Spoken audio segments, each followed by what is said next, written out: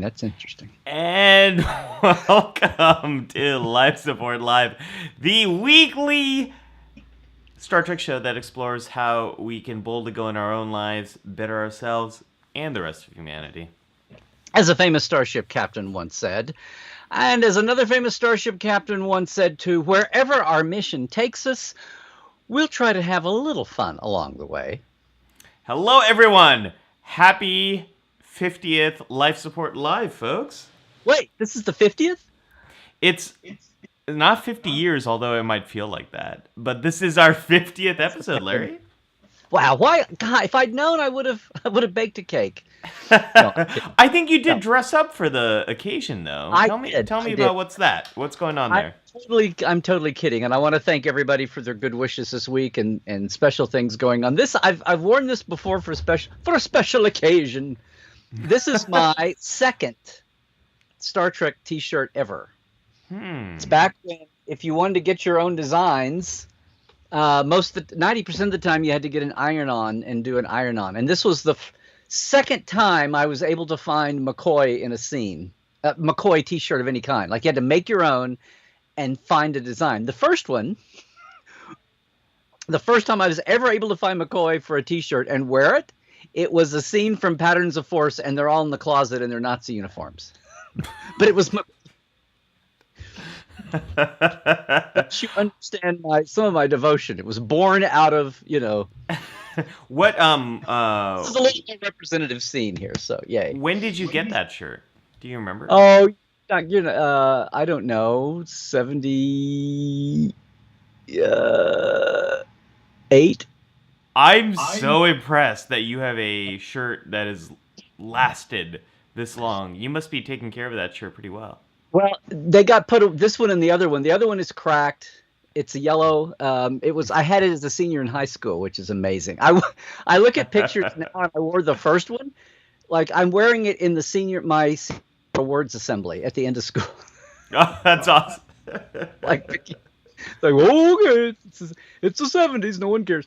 But no, I put them away. The amazing thing is, Ollie, that I lost like 50 pounds in the last 10 years, and I can wear them again. That's the cool thing. I'm also quite impressed at that, especially since I took my weight this morning. It's not going in the direction that would allow me to wear shirts from back.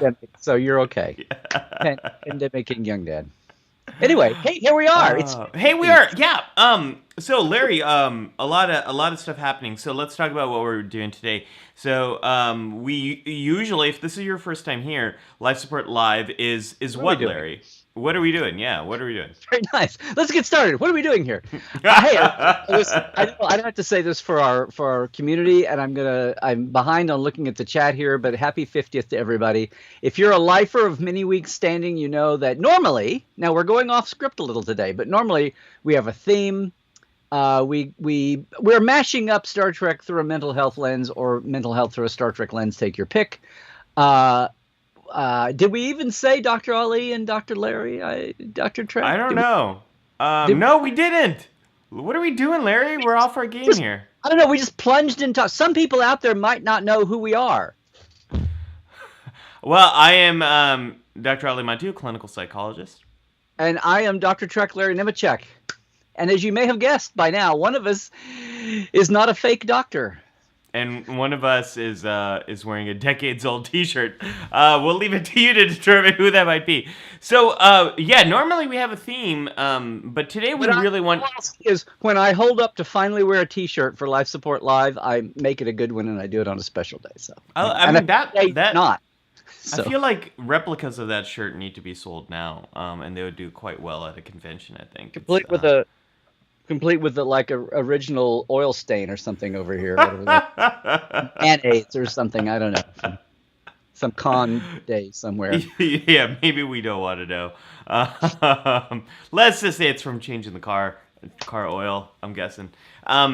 What do we do here? We usually have a theme. We go boldly through uncertain times. We boldly go through uncertain times. That's right. And we've been boldly bowling. We've been goldly bowling, Larry, now for 50 episodes. Folks, Maybe this is going to be the celebrity goalie bowling. Okay. This is going to be a great episode. And what we are doing in this episode is we really wanted to celebrate you. We wouldn't be here if it hadn't been for you. We would have never made it to 50 episodes.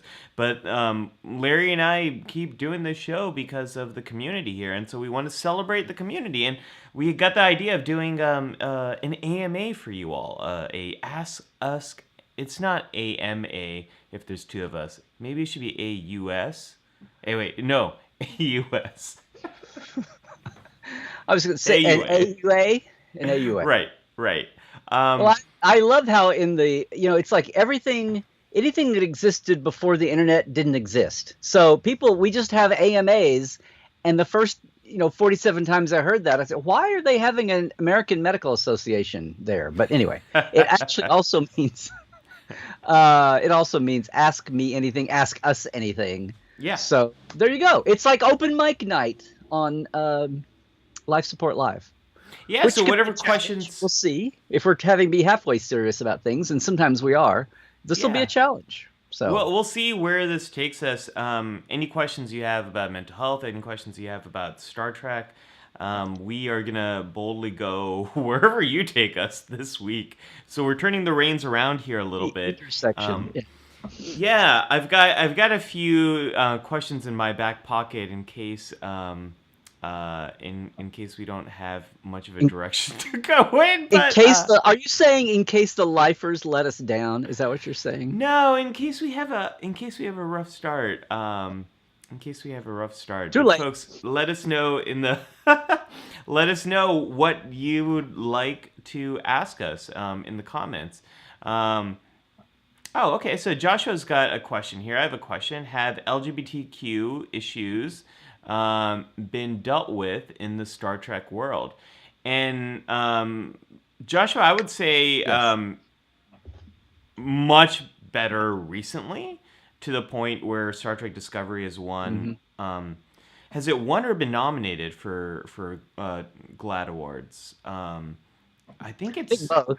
I mean, it's one. It's one song. Yeah. So, Joshua, somebody will find this before I can find it, but I'm pretty sure it's been nominated every year it's been on for at least one or two categories. So, Joshua, if you haven't seen Star Trek Discovery, they really created it with the support of GLAAD in the United States, and so season 1 featured two characters that are both gay and also in a relationship with each other, and then recently this last season we've seen a non-binary character as well as a trans character. So I think the representation recently has been better. Historically, it's been mixed. I'm thinking of we've gone from nothingness to allegory and metaphor to actual multiple well-developed characters. So which is mirroring society in general, although maybe a little behind the times on the back end, but now made up for it with a vengeance. Right. Cairo says, so Ask Us Anything is more AUA than, which means Australian Airlines over here. Yeah, definitely not the vibe we're going for. I hate Qantas. Oh, okay. Wait, that's not. Oh, all right. Nathaniel's got a question here. The episode Devil's Due shows a society whose memories of the past are entirely rooted in anxiety and fear. What is lost is many mundane actions that help to turn society around. What does psychology here have to say and about how we make memories, and will we see the past year for the emotions rather than resilience? Wow. I'm sorry, we're only taking questions on Star Trek and mental health. It's a Python reference, but okay.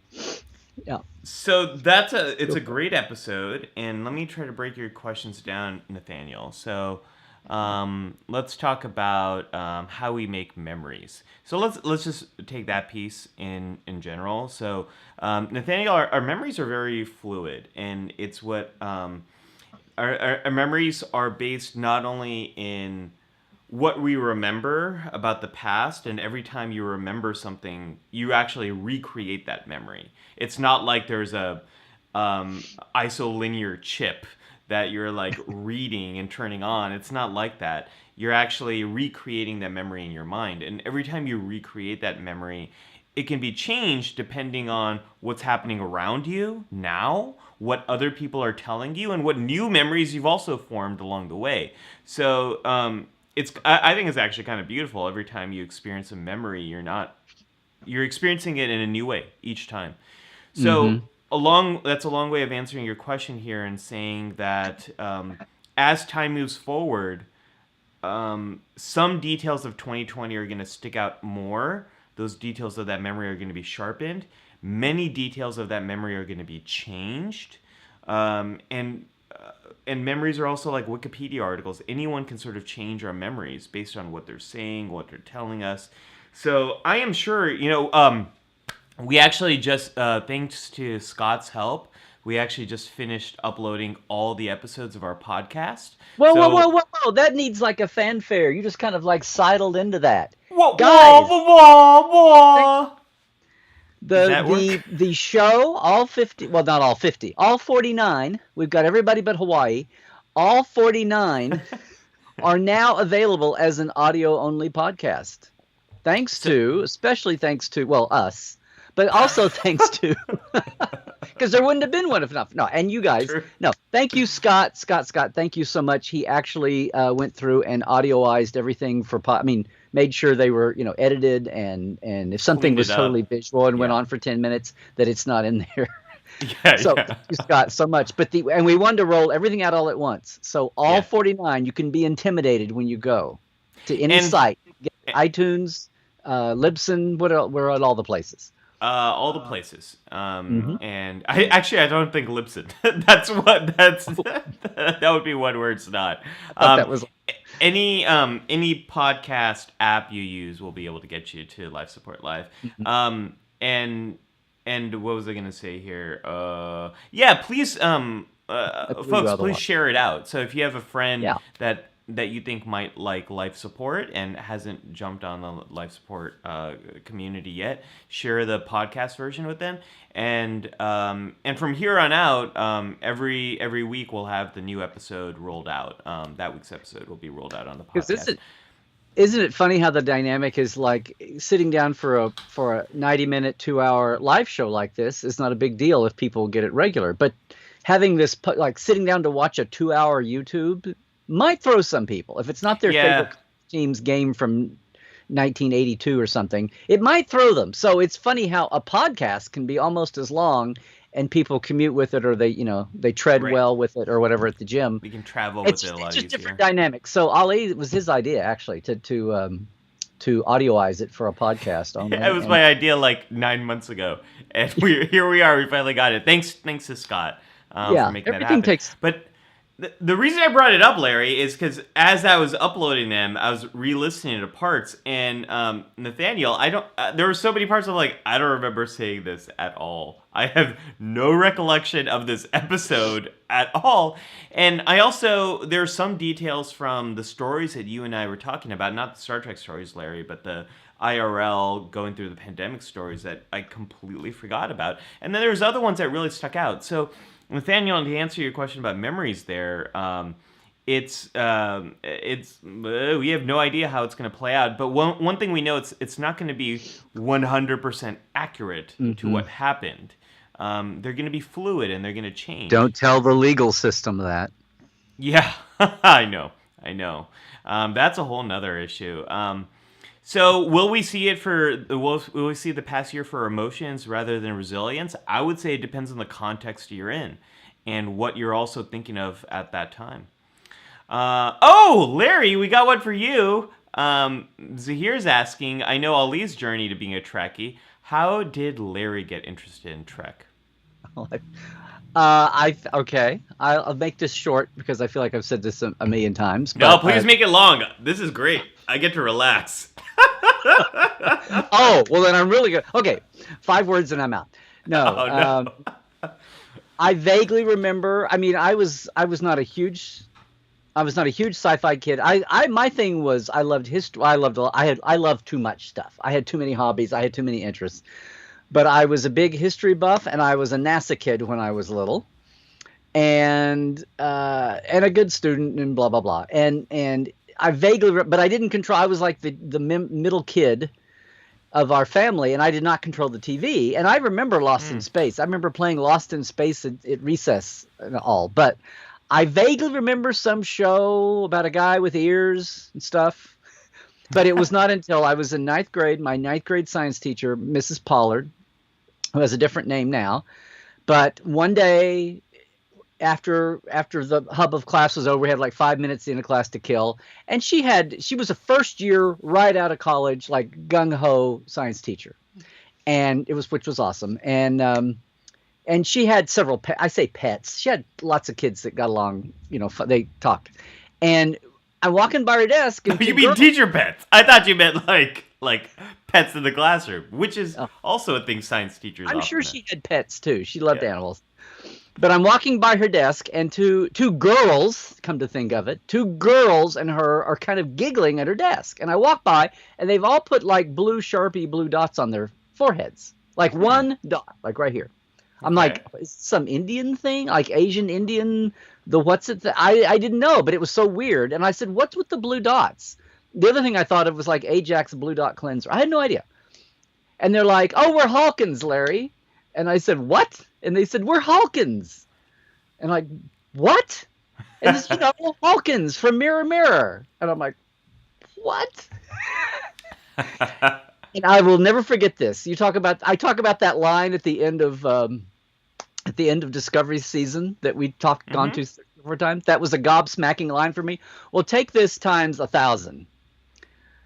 She looked at me and she said, oh, Larry, don't tell me you don't watch Star Trek. Because it was on it was after school every day. And I was like, oh, I think I said, is that the one with the guy with the ears? And she basically was like, you go home right today and you start watching. So somewhere in my mind, and it was still rerunning on Saturday morning. And somehow in my mind, I thought, okay, well, I think there's a cartoon of it. So I'm going to go watch the cartoon. And if I like the cartoon, then I will like step up to the live action, which makes no sense. But hey, what do I say? Adolescent hormones affecting my brain. I don't know. That's great. And so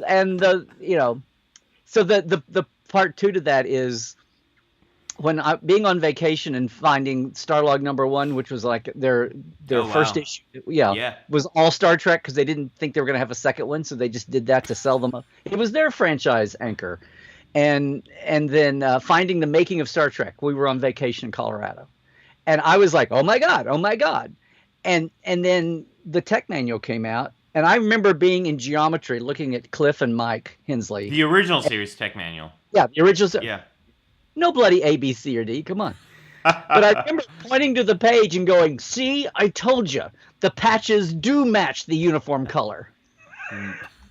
But it was like in those days when you were like, you were just watching the daily rerun go by. Right. Try to take notes. Eventually, I would try to take notes. But anyway, it was. Right. We would like tape cassette. I don't mean to turn this into angry old guy on the yard thing, but no, I mean it's the things you had to do.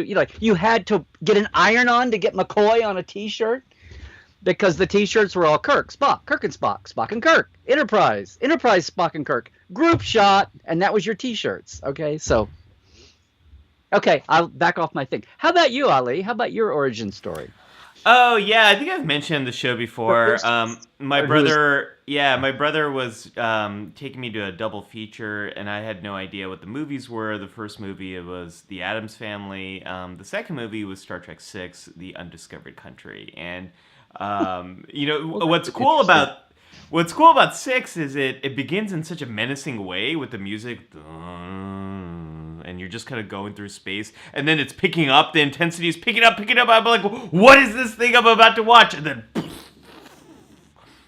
Praxis explodes, and then you see, the Excelsior, and then just kind of going along, and then I was hooked. I had seen Star Wars before that, and I was interested in Star Wars, but it also scared me.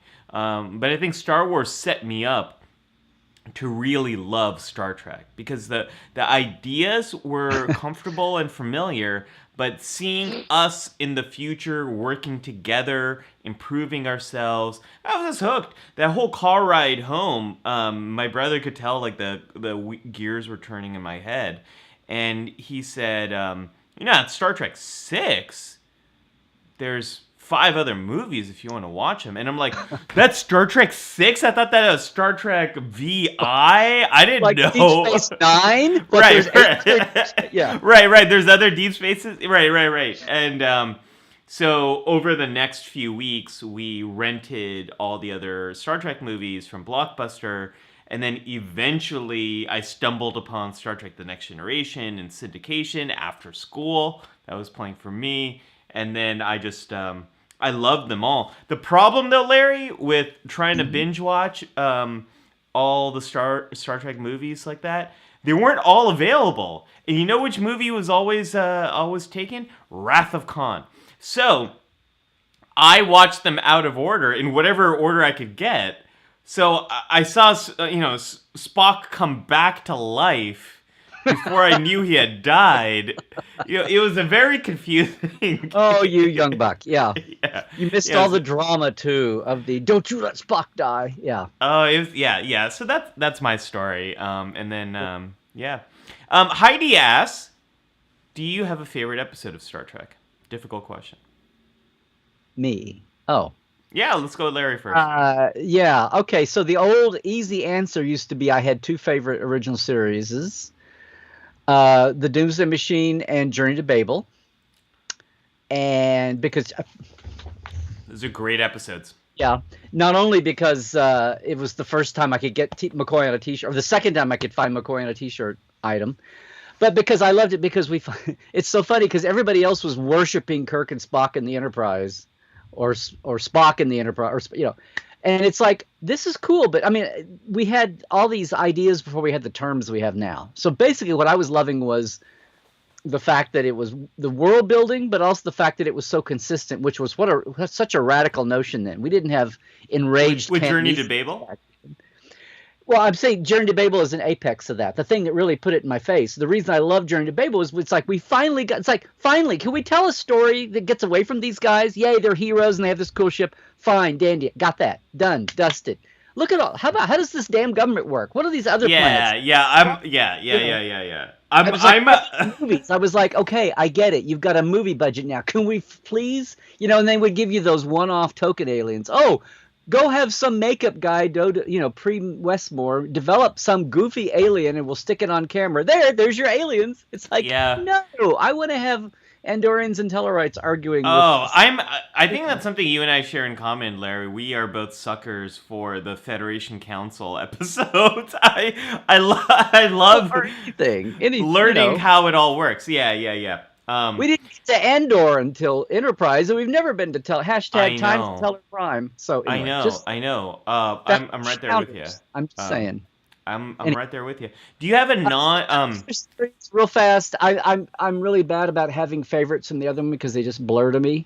That's what I was gonna ask. So yesterday's Enterprise and Beth's Worlds. Those are cheap favorites. It's like, and I'm very underdogish. A lot of you guys know I'm kind of not totally counterintuitive, but it's like so and so is going to get all the person or actor or episode is going to get all the attention. So I'm going to go over here and speak for the little episode.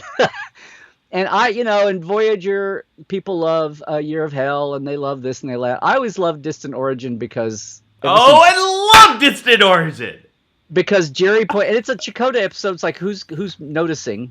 But the thing of it is, it's the whole, Jerry, ever since Jerry Taylor told me, she says, I think it's the most Roddenberry-esque of all of our episodes to that. Mm-hmm.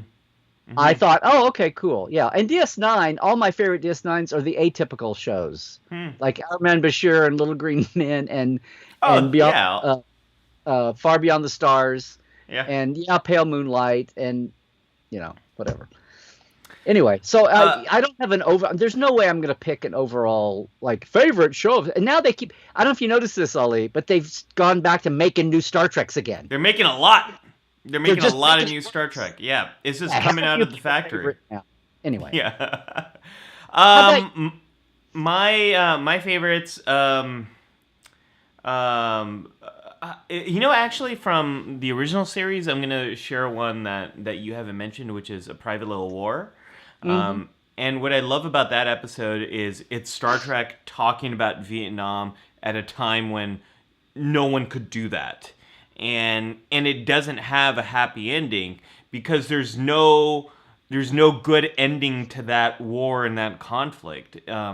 It's like So the only episode that doesn't have what I call a Flintstones ending, where everybody's like, yes, yeah, it's the no, only episode that ends up where they don't save the day. no. Bones actually like at the end of the episode says like, "What are you gonna do, Jim?" And Jim Kirk goes, "I don't know." And then the episode kind of ends. I love that Star Trek could do that. So that's one of my favorites of the original series. For Next Generation Tapestry, of course, I have a Tapestry story I actually haven't shared. Take a drink, Tapestry. Larry, I don't think I've told you this before, but one of the reasons why I love that episode is because a sixth grade substitute teacher showed it in class and said and kind of showed it and we had a discussion about it about Wait, is this how a class? Did you ever watch anything else in this class, no. or was this is the Well, substitute teacher being a wacko? yeah, Yeah. yeah, a little bit. But the discussion was a really great discussion about life and about growth and mistakes, and I think that's one of the reasons why the episode has such a huge impact on me. From Deep Space Nine, it's In the Pale Moonlight is obviously I've talked about that a number of times. And what's the next series? Voyager. Distant Origin is a really good one. I really love that one a lot. There's of all the series, I think Voyager is the most watchable. In terms of like you can just put on a random episode and have a good time. I have a lot of great Voyager episodes that I really love. Oh, what's the That one. episode? Yeah, that one, Larry. What's the episode where Voyager's is stuck and the rest of the planet is moving at a different Like the time? one we just did or something? Yeah, we just talked about it. Blink No, of an no, eye. not yeah, Blink of an Eye. Mm. That's one of my favorites. What's the next series? Enterprise. Um, any episode I'm so with glad you're learning. So quick. You're really picking these up. I'm really.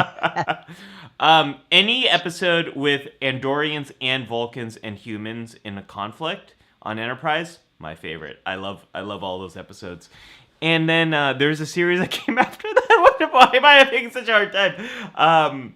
Discovery is after Enterprise. Yeah. Yeah. Um, uh, That was a Star Trek series. Go for it. oh my Yeah. gosh. I don't know the name because it has probably 10 letters or ten No one words in the does. name. Yeah. I'm sure the episode is called "And That Memory of Time's Gone. What'll Happen to You Next?" I don't know. Oh, the The sanity to sequel. make the maddest man go normal or something. Right, right. The Okay. sequel, what the episode that became the sequel to the original series episode, um, in season 2 of Discovery, featuring Pike and Oh, Spock. it's a Vision in the Valley or something. A return to Return to Talos 4. No, Yes, that's not it. Yeah. yes. Where it starts with previously on Star Trek and it's the original series. Ah, I loved that episode. Um, for Picard, it's Nepenthe, and for Lower Decks, it's what's the big penultimate episode, Larry, of Lower Decks? Oh, the Wrath of Invicta or I was gonna Divicta. say Wrath of Chaotica, right? The Wrath of Invicta. Yeah, yeah, yeah. That episode's wonderful. Heidi, I think that's you. That's way more episodes than you ever wanted, but there you go. Ollie is just saying "Whew, that got us through 15 minutes. Okay. No, this is off. This is Okay, Joshua's got a follow-up question, Larry. Was the kiss between Kirk and Uhura the very first interracial kiss on TV? I think I heard it was the second. well, there's a whole thank you internet for doing this. No, there's a whole devolved thing where not only was it the we can parse it down to where it is a first, and it certainly had an impact on people. to the point where people for 40 years said it was the first interracial kiss on television. But for starters, there was a variety show where Sammy Davis Jr. kissed somebody who did Downtown. Petula Clark. I think it was Petula Clark, maybe. But anyway, there was a variety show where there was an interracial kiss on TV. And then the Brits chime in and go, well, on the BBC or on ITV, there was some soap opera where there was a black character and a white character, and they kissed, like in the early '60s in black and white. So, and they chime in. People around the world chime in. Well, if it's on television, and I always want to go, I'm sorry. And our arrogance of Americana, we're talking about us. So you all get your own category. But even on American TV, it wasn't technically. But I think it was if nothing else, you can say it was the first scripted. American interracial kiss. Yeah. Cairo is correcting me. I said Australia instead of Austria. I remember saying Australia. I'm sorry, Cairo. I blame that on the small I said font. Qantas, so okay. So there we go. Australia. It's just 4 or 5 letters. What's the difference? Jared says, who is the most annoying Life Support Live moderator, and why is it me?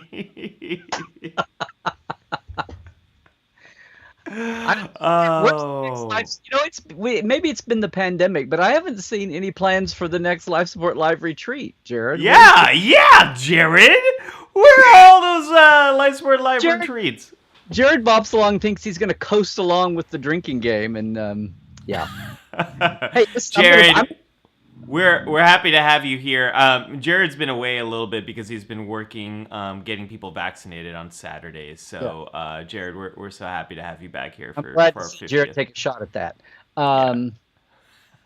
Cairo, in the last 50 years, was there any mental health topic you wanted to have on but could not find Star Trek examples for? In the 50 years. It feels like. God, did I say last 50 years? Yes, you did. Man, I am last 50 weeks. I'm sorry, Cairo. I am now 0 for 2 on the Cairo comments. That's just not how we make the show. We make the show the opposite way, which is like what. We wake up Saturday morning and say, what are we doing today?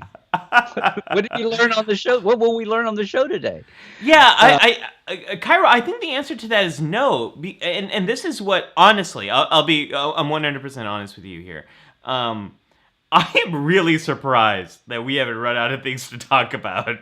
I am 100, because 1 year ago, almost a year ago, when Larry and I were thinking of doing this, we spent like 2-3 hours mapping out how this show's going to work, all the tech we're going to use, and then we spent a lot of time creating topic ideas. More than 2 or 3 hours, but yeah. Yeah. Oh, yeah. We spent a lot of time. We actually used to talk in those days. Yeah. Now we just kind of do it. It was pandemic, and we talked more than anyway. Yeah. Right. We spent a lot of time, and we came up with about 8 to 10 topics where we felt like there was a lot of mental health to talk about and a lot of Star Trek to talk about. And what I'm amazed by is there has never been a time where I've brought up a mental health topic and Larry's brought up the mental health topic, and we haven't been able to find Star Trek stories to support it.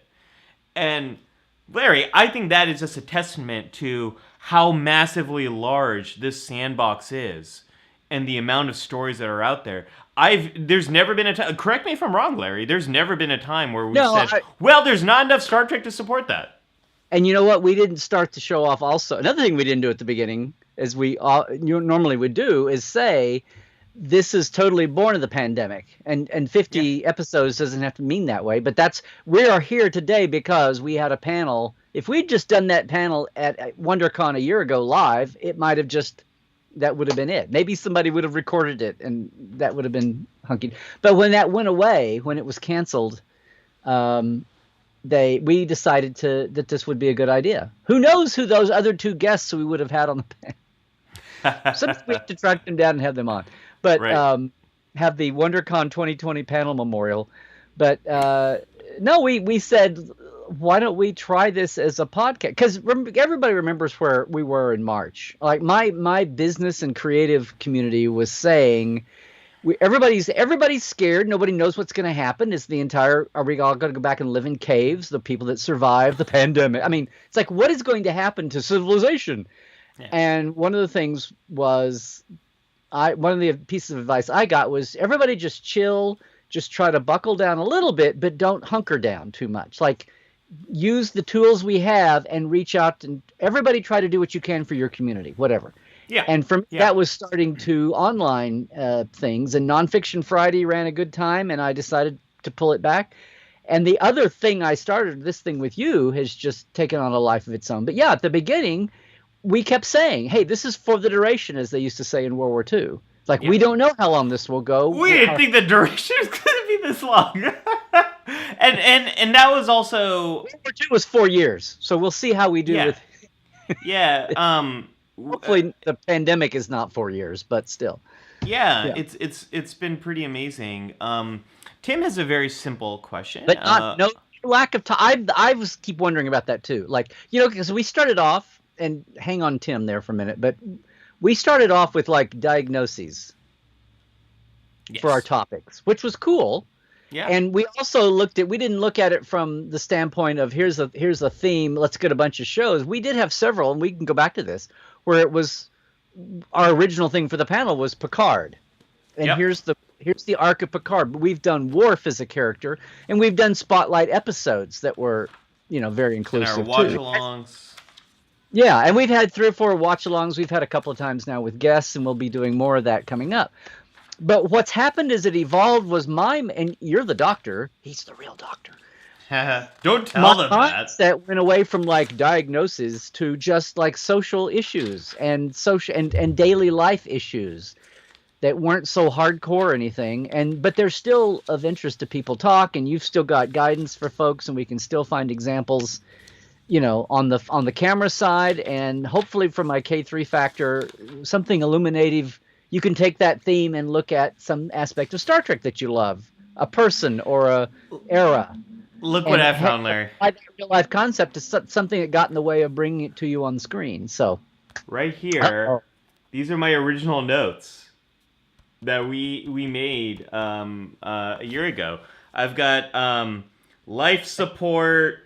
Title, we can have cartoon images of us, we'll put our faces here, and here are our original topics, right here. Mine are all I've got grief, Picard, trauma, making meaning. We could do a whole episode on personal logs. I had an idea here. We'll just talk about the value of doing personal logs. We never did that episode. Isolation, anxiety, that wound up as 5 or 6 away mission briefings or something, I think, maybe. Look, right here. I don't know if you can see that. It says, how can the final frontier help us to boldly go? That's where we kind of came up with the idea there. Mm-hmm. And then here are a bunch of variations on that. So yeah, these are my... I remember we went through, I reserved like 5 or 6 different domain names just in case we ever wanted a website, which we still, but this was almost called Life. We kind of came to life, and we're doing a dance with CBS and licensing, and we didn't want to be too on the nose, but have everybody know what we meant. Right. And for a time, this was almost called, and I think I came up with life support. We were talking about different things. I think I got it to life support. I forget what came before that. Maybe I could find it. But for a while, it was like, it needs something, life support something. Yeah. And we almost called it Life Support Pod. Right. We almost called it Life Support. And Pod, get it? Yeah, so, yeah. I remember that. Life Support Live is a little bit more catchy. So Tim asks, where can we find the long-awaited podcast? Tim, just search for whatever podcast app you use. Just search for Life Support Live. You should find it there. Maybe Scott can put them in the chat. Put the links. Some addresses in the chat. Yeah, just whatever podcast app you use, Tim. Just look up Life Support. If you don't find it there, just type in Life Support Larry Ali. You got it. It'll come up. We just finished publishing all those episodes last night. For some reason, Apple Podcast takes a long time, so they haven't populated all of them. But every other podcast app has, so you'll see it over there. Okay, let's see. Let me jump into a couple here. So, Yeah, sure. for one thing, I know we've got a lot of the community here, but I've already been seeing. I'm behind, of course. Somebody Jared's making fun of me, I think, or maybe Cairo was about being behind on chat. But I do want to say, I think I'm seeing some new names today, or if not new, it's been a long time since you were here. So, Tihoa Planning on YouTube, and hey, welcome, and Joshua Miller on Facebook, and Boos on YouTube, and Maria Lucia Rats on Facebook. Anyway, and I'll get to some more. But Tim had a Tim made a comment earlier on about he thought this was a really well preserved T-shirt, and I was like, well, it was like I said, I couldn't wear it for 40 years, so it was put away as a museum piece and Yeah. not being touched. But Heidi said, if this show stops at some point, will we then be afterlifers? Somebody else earlier said, if they've been here since day one, are they lifetime lifer or lifer lifers? But I know that Libby says she's wearing her Ferengi with Attitude T-shirt. I've seen that shirt, but she sold them at a good profit. I think I've seen those shirts. Unless Libby, that's a custom made. Let me know. Charlotte says, I'm not surprised Ollie doesn't remember some episodes. I'm pretty sure he operates in a barely caffeinated fugue state most mornings. That's true, Charlotte. I actually did not have time to. I was up late putting those podcasts out, and that means I woke up late, so I didn't have time to make my coffee before this. So yes, you hit the nail on the head there. Let's see. I'm trying to find that. I'm trying to get to all the questions, Larry. Is that what you're doing? Rose. Rose has a question. What is the first thing you will do once conventions start up again? You mean beforehand or at the on site? I don't know.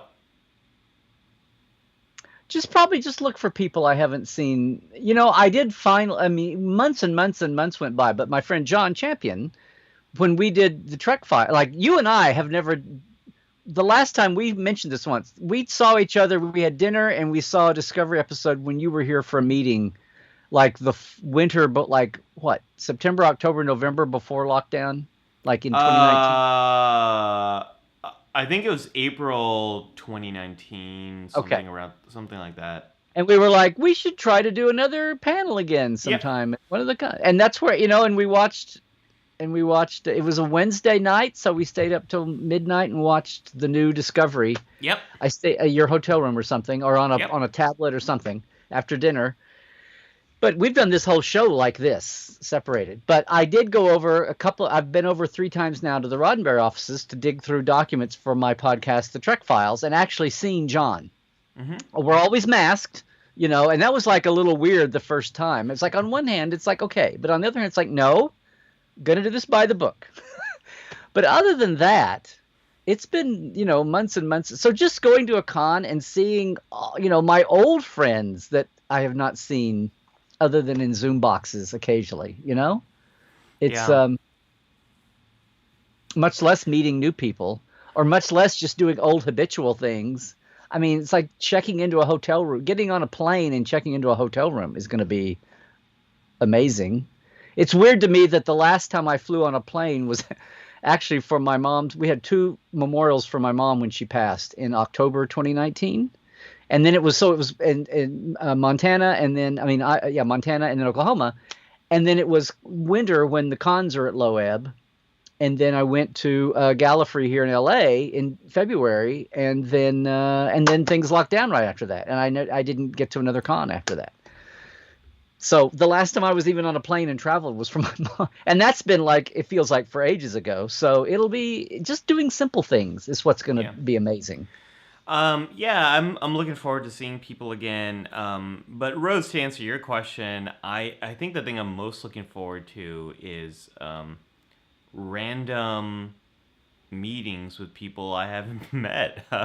I miss just kind of randomly meeting people, going to a coffee shop and having sometimes just kind of stumbling into a cool conversation with someone I don't know. And you do that?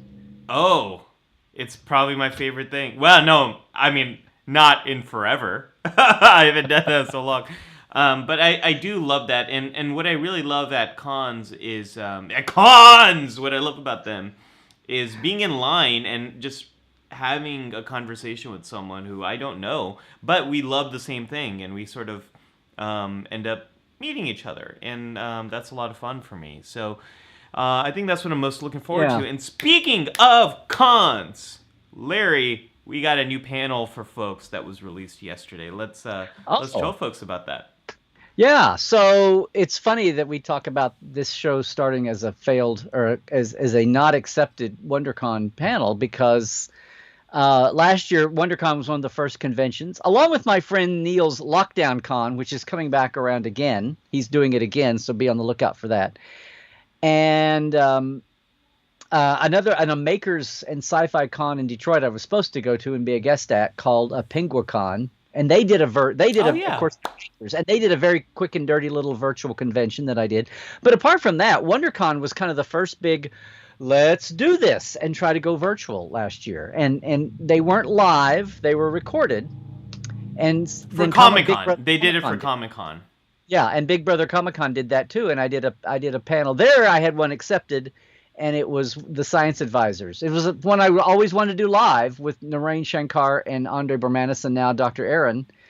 And I would have added Mohammed Noor too if I'd had my head in. But anyway, I was thinking small for the virtual. So it's back around again, and we submitted. We did a virtual for Virtual TrekCon, which was all Trek. But we did a 1 hour version without you guys. I'm sorry, we couldn't have you. Just the two of us. It had to be pre-recorded. Yeah. Yeah. So we did the lessons of 2020 on 2020 for 2021, and I think it went really well. It debuted yesterday. They have premiere times, and there's more going on today. I have 2 other panels too. They're all premiering at certain times to feel like a convention, and there's 8 or 10 panels across the board. But they're up for ages. You can go watch them. They're all on YouTube.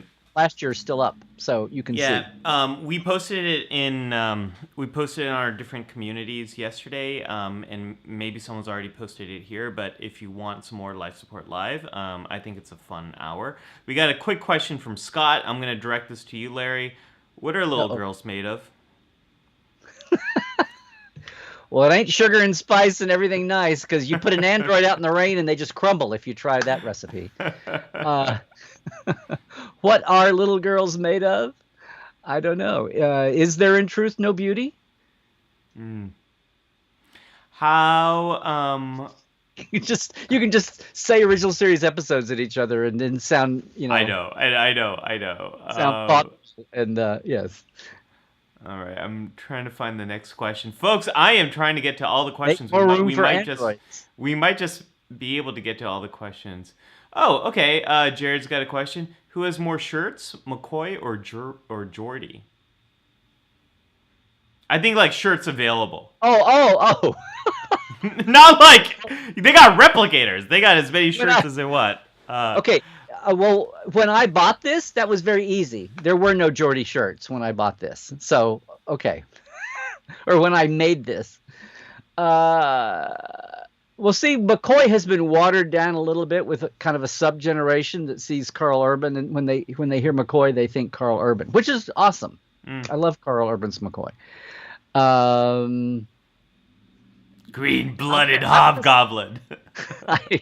Yeah. Well, that hurts worse than the uniform. I'm just going to say McCoy. I know this is so serious. I'm going to say McCoy just because of longevity. Because after this era, they did kind of pick up a little bit. Somebody finally figured out that if they made Uhura and Chekhov t-shirts, they might sell a few of those too. So, yeah. Okay, question from Tim. Question for both Dr. Trek and Dr. Ali. Are you both optimistic or pessimistic for a bright future for mankind? Who asked that? That's from Tim. Just a simple little question. About Tim and his simple questions. He does the future and humanity. You want to take that one first, Larry? Okay, but can I throw one back here? So Galinda Yeah. jumped in on the interracial kiss, and she says, "I count the Uhura Chapel kiss personally. I guess that's when Uhura she was mind wiped by Nomad, and okay. Anyway, we'll have to revisit that. Okay, so you asked me what was that? Are you Sorry. both optimistic or Oh, pessimistic for a bright future I'm for mankind? I'm sorry. I'm a natural optimist. I sometimes to my I mean I'm very skeptical, and you'll hear me say I always try to do all I can to try to make sure that I'm not too blinded, that I try to do things to get out of a rut, that I hate being a deer in the headlights, and I hate coming up with these metaphors, but I really hate being caught, unawares. And you can't just blindly go through hoping everything will always be great. You have to prepare for the worst in some cases. But I mean, you have to be an optimist, or else you're just kind of a shriveled up little. I mean, and some people are, and they need help with that. But it's like, to me, that's like the ultimate opposite. So, I mean, I'm all for the one thing I will appreciate Reagan for was saying trust but verify. I think that's a pretty good timeless. That's a pretty good timeless concept. But yeah, but I come down on the side of optimism. I Yeah, have to. You do too. You yeah, couldn't be a yeah. pessimist and be a psychologist, Ollie. You couldn't. You can, and there is, there's big picture optimism, and then there's and pessimism, and there's small optimism and pessimism in the day to day things, and teams of people need people who have all different combinations of Right. it, but big picture, I'm very much an optimist. Here's where I think we're at though. I think to get to that future utopian Star Trek vision, um, we have to overcome our tribalism. Our I like my group, I don't like your group, and we're having big tests of that. The pandemic has been a big test of it. The other thing that's going to be a big test of it is climate change. So if we are able to learn how to scale up cooperation to a degree that humanity has never done before, I think that optimistic future is there. But Larry, I don't think we're going to really know which way we're headed until we get to that point. There's going to be times that look really horrific, and there's going to be times that look really optimistic, and they're kind of happening at the same time. So, but I'm hopeful. Or you're talking about the pandemic or things in general? I'm talking about like this whole the tribalism problems we have, and I think Oh, the yeah. pandemic shows it, and the I vaccine rollout shows it, and all this carbon emissions show it. Like it's.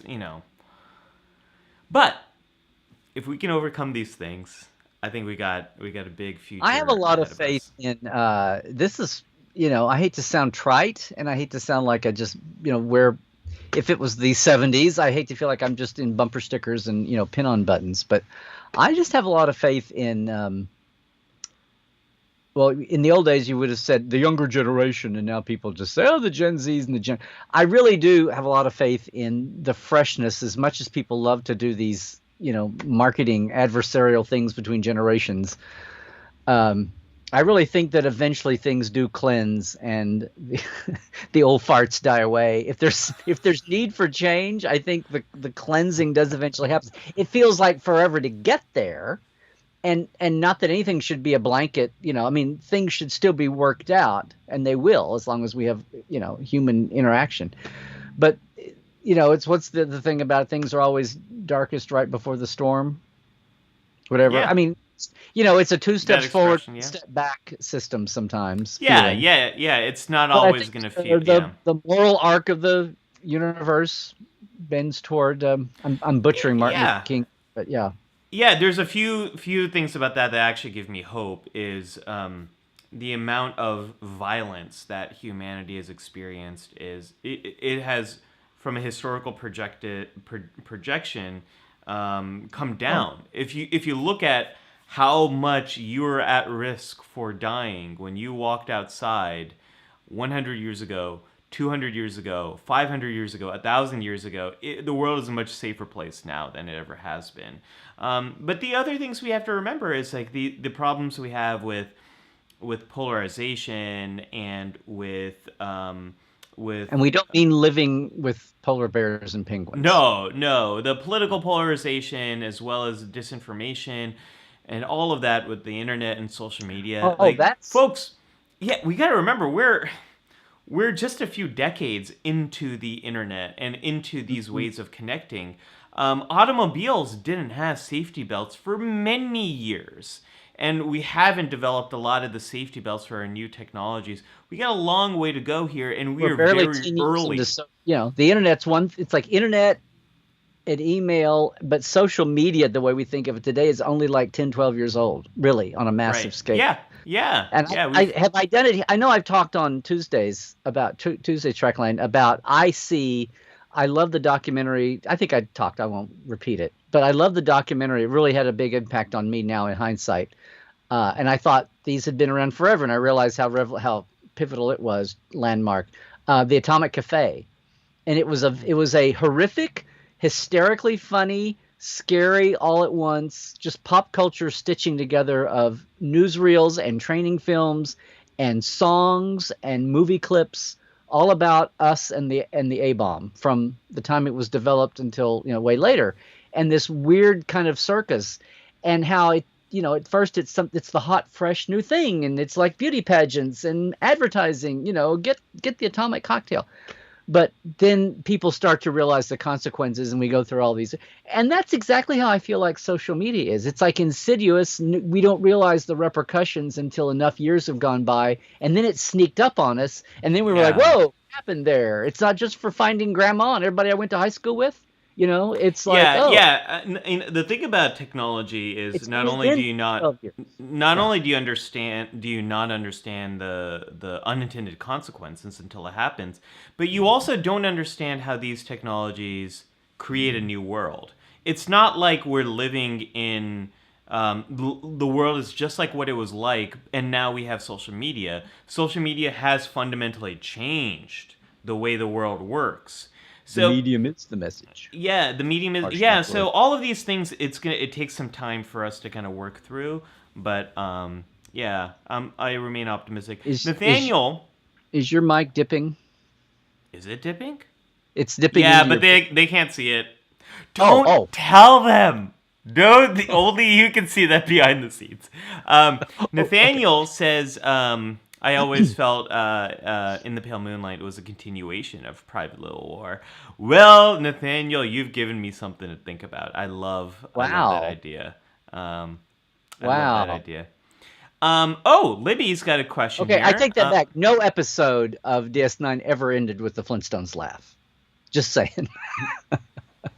It's like the extreme of the. What about some of those holodeck episodes? Yeah. What about Take Me Out to the Holosuite? Don't they end with a gigantic laugh at the Okay, Vulcans? okay. Yes, yes, yes. Well, it's like, but I'm just saying, it's DS9. You don't end with a Flintstones laugh on the darker, grittier Star Trek. No, and even that laugh is kind of it's not like yeah. It's a little different. Okay, Libby's got a great I don't question want here. to see Discovery end with a laugh. That would just be too spooky. Because it would half those characters. I don't want to see them laughing. Because then it was like, wait, is that like, you're half a Klingon spy? Wait, you're a Terran Empire Empress. What do I think? Oh, you're the Klingon Chancellor Mother. What am I? What? Oh, okay. So Libby asks, do either of you have a comfort episode that you watch or wish you could when you're having a bad day? Larry?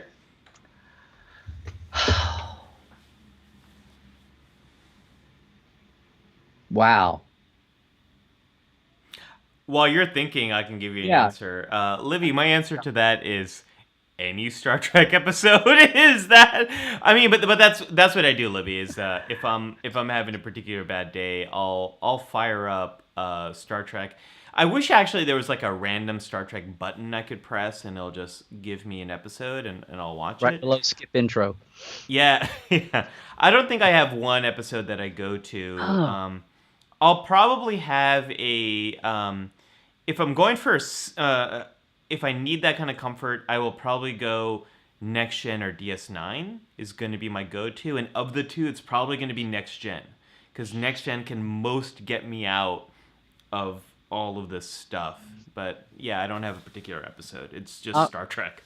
I don't do that, but if I'm just completely deadheaded, I'm sitting there and I don't have 15 things screaming at me, and I've actually got a moment, or I'm running away from something, maybe I sit down in whatever way I do it. I put on the Doomsday Machine. Mainly because for a time in college, I was going to like build some mocks in a project that wound up being a Star Trek parody that we did when I was a senior. But at the beginning, I was going to basically reshoot the Doomsday Machine and take theater sets and Oh flats and wow. yeah. And I had the script. I had the script like pared down to essential scenes and essential sets and but between the visual effects at the time, that was the most ambitious visual effects show. I loved the score, Saul Kaplan's score. I still think John Williams ripped off Jaws from Saul Kaplan 10 years earlier. But the music cues and the lines and the inflections, and he's only in half the show, but my God, McCoy and Doomsday Machine, and William Wyndham and Decker. And it's easy to mock, but it really was. I look back at it now as an adult and someone after years of acting and directing and taking chances, and they really pushed that. You know, we love to pair. There was, but not anymore. But that was really gutsy to go there that way. And of course, we haven't done a show yet on shock and trauma in the moment. I mean, we talked about Decker. We could do a whole episode on Oh, Decker hey, that's a good idea. and Actually, loss and what shell shock from losing a crew and all well, that and military service. And anyway, but yeah, if I it's think like there's a I know cool. every inch of that show, and I can just like sit here and the music cue and the inflection of every line of dialogue and everything. So that to me would be like a comfort show. I, Um, I you know.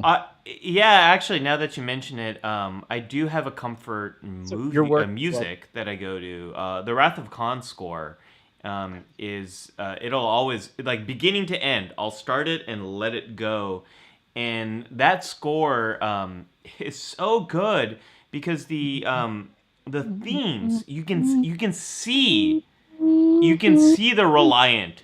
You can see the Enterprise. Oh, it's so good.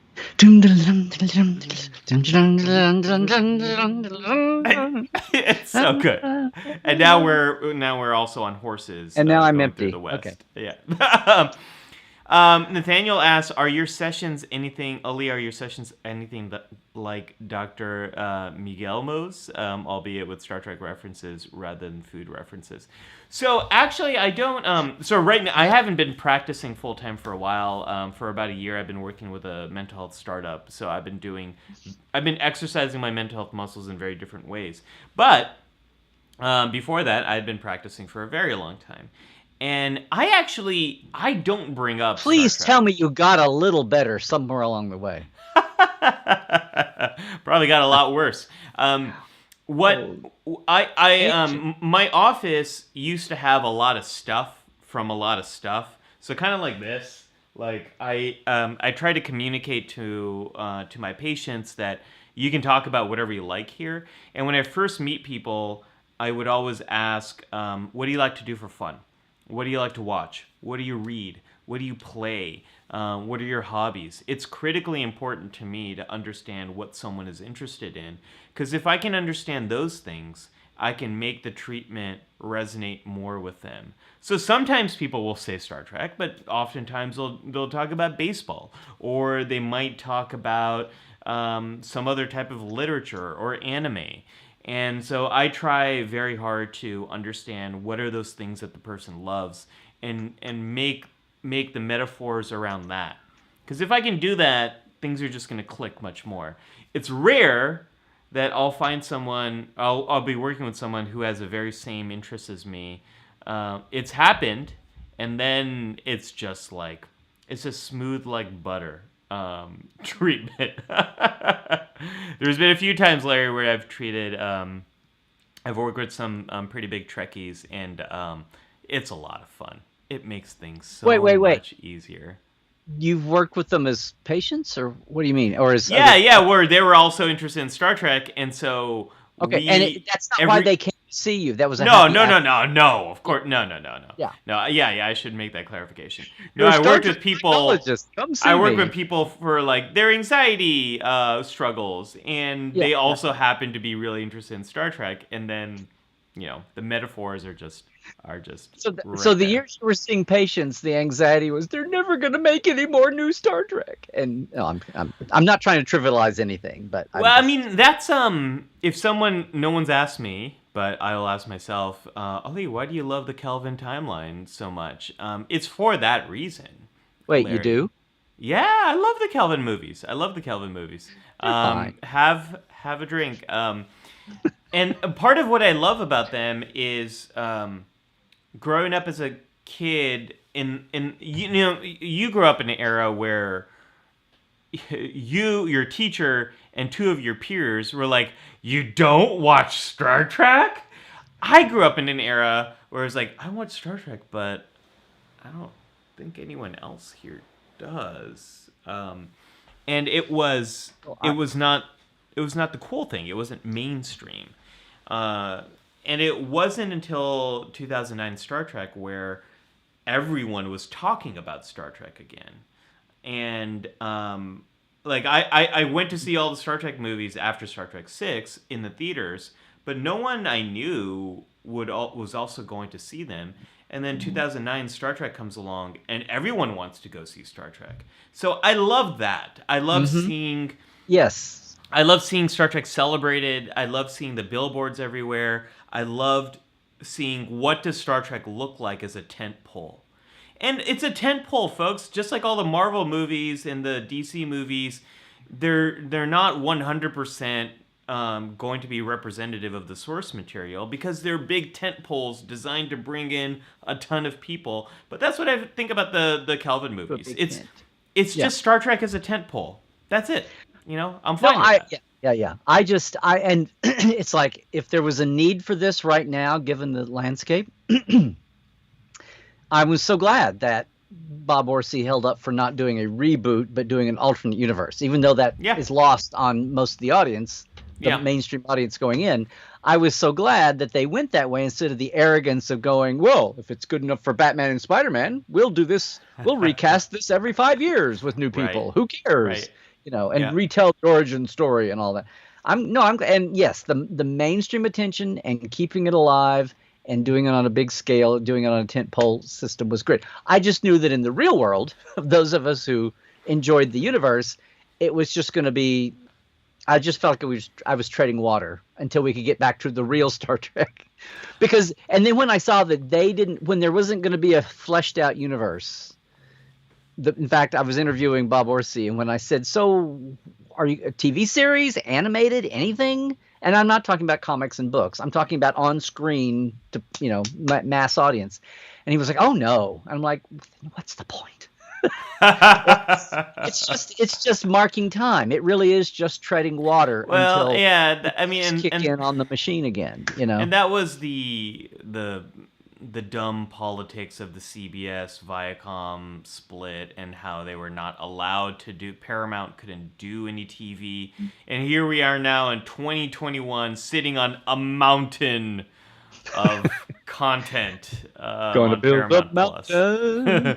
Can I do it? Can I do a shout out here? So I'm looking back and I'm way behind the chat. But Paul Newitt, I want to give a shout out to Paul for those of you who don't know his name. When I was buying this T-shirt, and he says it here too, he wrote these manuals on the best way to put your AMT model kit together. Like, Cool. What the assembly handbook? I should have grabbed it here. The assembly handbook for your Enterprise model and your Klingon battle cruiser and on down the line. And I religiously, the best color of the, testers or Floquil Model Railroad or Floquil military paint. But anyway, and here you have to realign the struts because they'll melt. You have to reinforce things and how to putty and sand things and don't use the model kit decals. Get the Estes Flying Rocket decals because they're better than the ones that AMT gives you. Anyway. So, yay, Paul. He says in 1977, he was a member of Star Sacramento. He was editor of Subspace Fanzine. He went to all the Bijo's Equicon cons in L.A. He knew Franz Joseph. And everybody made props from the photos and making of Star. Yeah, it was a simpler time. It was a gentler time. But still very creative and still very passionate, and people just wanting to do what they enjoyed doing. Damn it, because this thing inspired them. That's never Yeah. changed. Yeah. That's never changed. Mary's got a great question that really kind of got me thinking. So we know what Esri did wrong when working with Garrick. Everything. This is how the could- Live Support Live golden hits, greatest hits. Yeah, I know. How could she have effectively helped him? Mary, I love this question. So, Could she have done? first, I'll make it really quick because I could spend a whole hour doing this. That could be a whole new podcast, Larry. What did Esri do wrong, and how can we do it better? It's pretty clear that he's got two things going on. He's experiencing trauma and having more of a post-traumatic response to a wide variety of things that he's gone through, including Garrick has actually experienced multiple traumas. Not only has been involved with everything that comes along with the Obsidian Order, but he's also been ostracized. He's disconnected from the only family he's ever really known. And then he goes through the experience with the Dominion as well. So he's experiencing all this trauma as well as the panic disorder and feeling this need to escape situations where he feels stuck. So the first thing that Garrick really needs is he needs those intense emotions to come down. So he needs to learn how to regulate his emotions again. He needs to learn how to handle some of that distress again. Then he actually needs to make some meaning out of the trauma that he's gone through. He needs to get unstuck with some of those thoughts. And then after that, then if I was Esri, I would try to understand what is he afraid might happen when he feels stuck, and how can we use exposure therapy to help him learn how to cope with the situation of, where he does feel stuck. So those three things. Give him many more tools to deal with his emotions, help him to process the trauma, and then help him to learn how to cope when he's in those situations. And it would need to go in that order. Or you can just be Esri and I just do whatever the hell she was doing. It's also fair to remember Esri was a counselor, but it's kind of like learning how to be a counselor when you're 10 and then you go through adolescence. I mean, it's like, and you're just all messed up or something. I mean, it's like, she went like not 10. She's super old and should be wise, but that's I don't think. I get it. Cisco wanted Dax. Are you saying that trauma is only surface deep? Are you saying that shock and life? Fair point, Dr. Trek. Esri was going through a lot. I'm only saying all this because Nikki's adorable and she couldn't control what they were giving her to write. So anyway. She needs some. I love her. She's awesome. And I'm separating out the walking into the actor and situation actress. of doing a character in a slot the last year of a show when the beloved former person was kind of done dirty, and she's walking into that with both the producers and the audience and the fellow cast. Yeah, it was rough on. That was hard shoes to fill. Hard shoes to fill. That's not what I meant to say.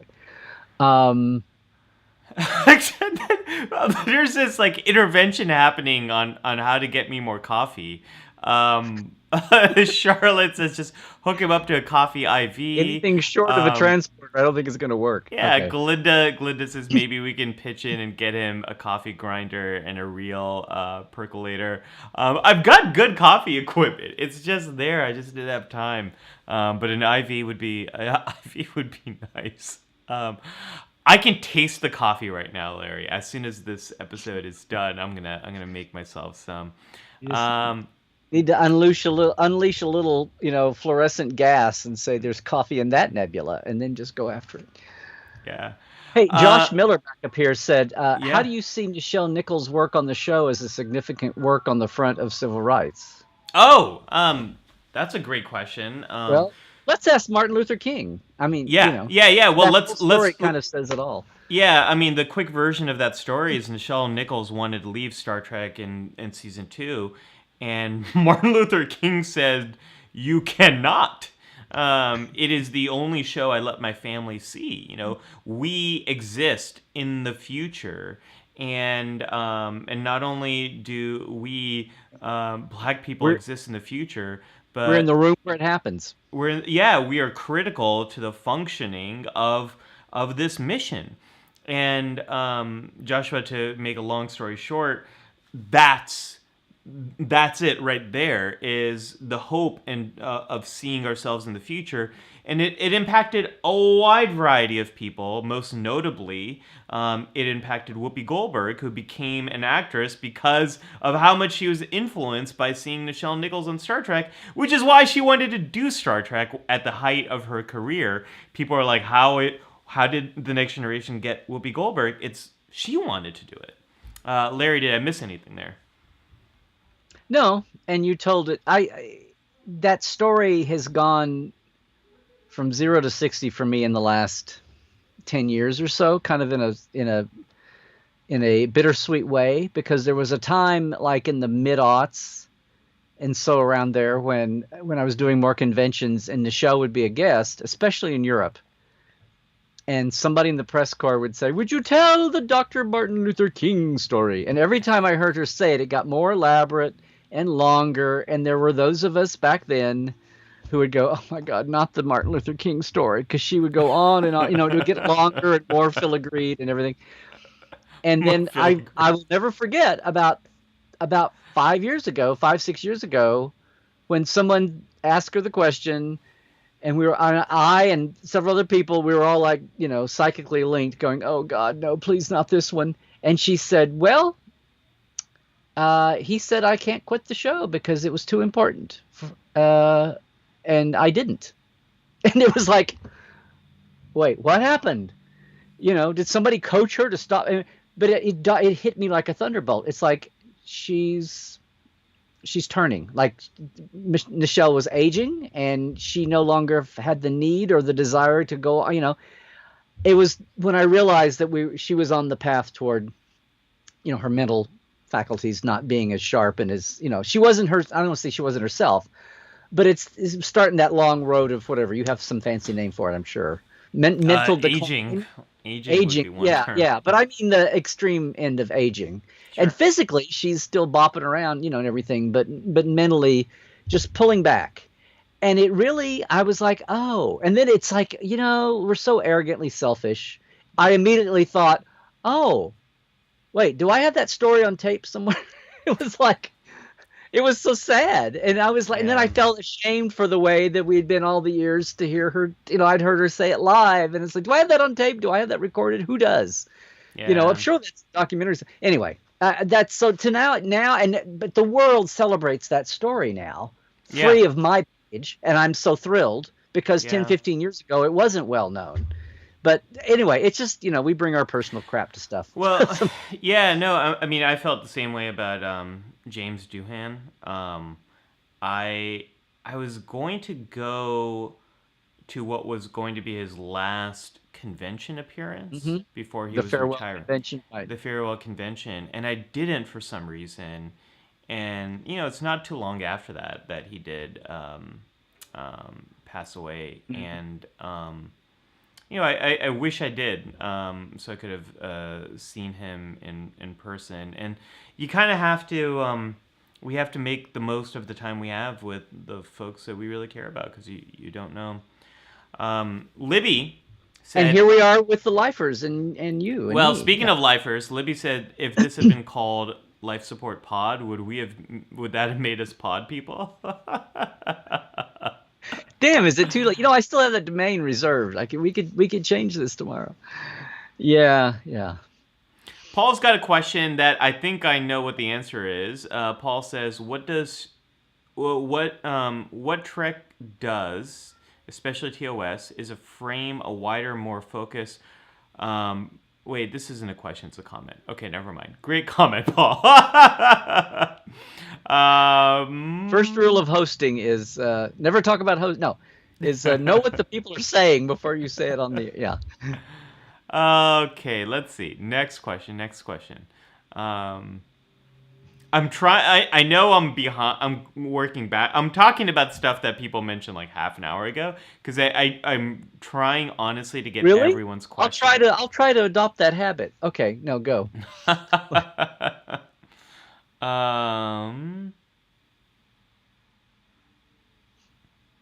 and chaos. Hey, and just to a shout out here to Libby, and then I think an echo by Melanie. I have my someday I should bring my box over. I've got a picture of it.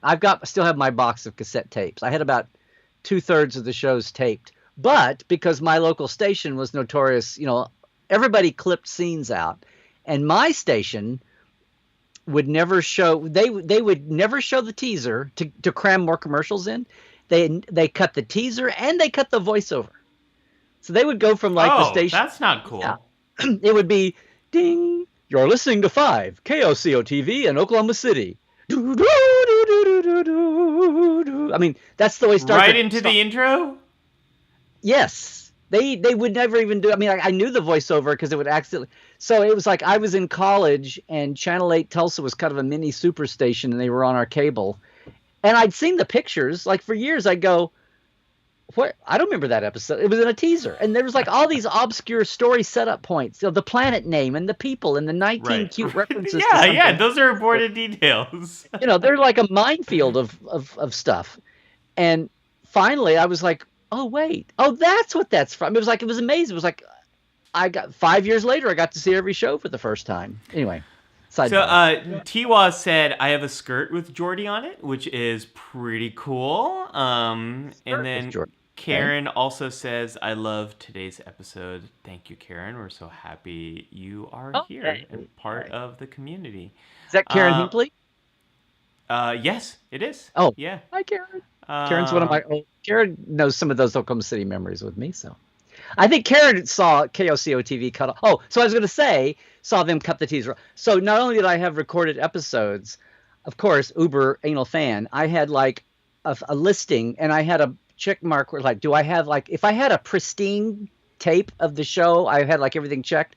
But if there was like no teaser, no voiceover, I had a mark for that. So for some reason, if anybody ever needed to know, I'm sorry, my copy of Spock's Brain doesn't have the teaser, but anyway. Glenn showed up a little late and said, sorry I'm late, but work stuff kept me away. Glenn, good to see you. One of our longtime lifers here. Okay, Scott's got a question. Since before your son Nat, hot in space. If this is a thing for you, do you have a favorite documentary or special about Trek? Oh. Larry, do you have a favorite documentary or special about Star Trek? And you can't say Con of Wrath. I do. Well, it doesn't exist yet, so of course it doesn't. Yeah. Thanks. Now we've got each other. No, you know what? This would have been really hard for me until a few years ago, and I've got one now that I always bring because people love David Zappone and the things they've done lately, and all the years that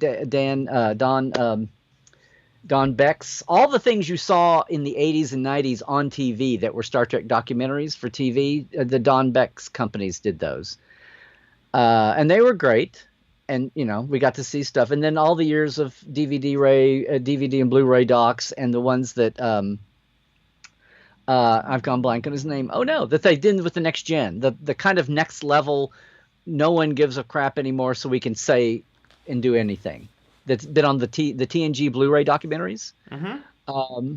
Yikes! I've just gone blanked on his name. Excellent job doing those. But the one that I'm going to point to is the one that Dave Zappone and his team did, called Chaos on the Bridge, because it really got into an era that nobody had touched for ages, because it was statute of limitations. The people all haven't. This is all a lot of horrible dark side Trek stuff, and people haven't died yet enough. But by then, enough people have died. But Maury Hurley and Maury Hurley, the second season, but even more so, Gene Roddenberry's attorney, Leonard Majlish, who was notorious for all the chaos that you saw the first season or two of Next Gen, especially among the writing, and why it was so all over the place, and kept things stirred up and kept writers coming and going. It dived into that, and they got Maury Hurley finally on camera talking, which I tried to do, and other people had tried to interview him. And I finally asked Dave how they did that. I thought they threw money at him, and he said no, he was a friend of Shatner's, and he did it for him. And then he died within a year after that, Maury Hurley. So anyway, I'm just very glad. That's a not happy dappy. Everything's let's celebrate everything about Star Trek. Let's actually let's go to a dark side and dive into something that wasn't right out of the PR machine, you know. So that's what I'm going to go with for now. Okay, that's a good one. I've got it's not quite a documentary, but I Runner think up, though, the DS9 documentary. yeah, no, that's a good one. Um, I would say, Scott, my answer to this is I don't know if anyone else here watched this, but in America in the 90s, somewhere in the mid 90s, on Sci Fi Channel, they launched Star Trek Special Edition, which was do you remember these, Larry? They were like almost 90-minute versions, I think, of the episodes, and it would be an episode filled Well, they with had new film bits with all the actors yes, doing little yes, comments. yes, and I love those. And it's not a documentary, but it was you watch the episode, and as you're watching the episode, they would during the commercial breaks they would have these small interviews about that episode Yeah. or about themes in that episode, and it was 90 minutes long. Oh man, did I love it! I was just Well, it by the was time they weren't 90 minutes, by the time you added like 2-3 minutes here and 2 or 3 minutes here at every commercial, it stretched it out to be that's longer. yeah, it stretched out. And it It would was be everybody. Dee was still alive. They yeah, had Dee doing it. They had Jimmy yep. doing it. Everybody came in and did And those. it was the first time in a long time where they weren't butchering the Star Trek episodes as they were airing on TV. They weren't trying to shrink it. It was the full original cut added with interviews. It was a great experience. And it was also the first time, Larry, I saw all of TOS from beginning to end in order. So I love that. So that'd be my answer. Aired order or production order? No, You know, I don't know what order. It must have been production order. I'm just being anal fan there. You know what's amazing? I just heard about this. There's somebody that's trying to somebody's trying to forensically find all that footage, because when they did those interview bits with people like Dee and Jimmy and Shatner and Leonard and everybody, they filmed a ton and they only used snippets on the shows aired. So Right. there's all the cutting room floor footage. Apparently there's a hunt on to find that, because Oh like wow. it's more of like Dee and Jimmy talking, and everybody who's passed so far, it's more about them talking, Majel. It's more footage of them talking about the shows, fairly recent, like in the 90s. So, Yeah. and New York Yeah. standard. So anyway, I would. throwing that out there. I hope that happens. I hope The someone's lost able. special edition footage. That's Uh, interesting. I enjoyed those most of all. Nathaniel says, Ollie, since you've been referencing Jonathan Haidt, how does happiness fit into the optimistic future of Star Trek? Are we TNG enough, or do we need to be more DS9? So I got an easy answer to this. To make it Okay, wait, very, very explain the simple. reference. Explain the reference. Jonathan Haidt. Jonathan- He's a social psychologist who I've talked about previously here for what he said in relation Sorry. to Guess I was paying tribalism attention. and politics. I think I've kind of referenced him over there.